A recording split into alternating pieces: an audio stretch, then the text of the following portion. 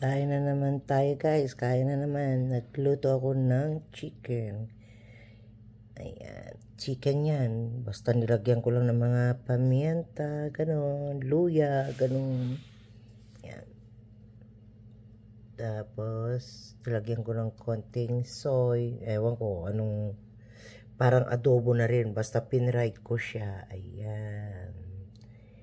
Hindi ko siya nilagyan ng mantika. Ito, basta pinried ko lang. Nung wala na siyang sabaw, ganyan ang kalalabasan. Pero hindi ko alam, hindi ko masabi sa inyo kung anong luto itong chicken. Papapaking ko lang yan guys. Yan. Chicken. Parang chicken, fried chicken adobo. Basta hindi ko masabi kung anong luto ito guys. Nilagyan ko lang ng mga pamienta, ganun. Ayan, kain tayo guys.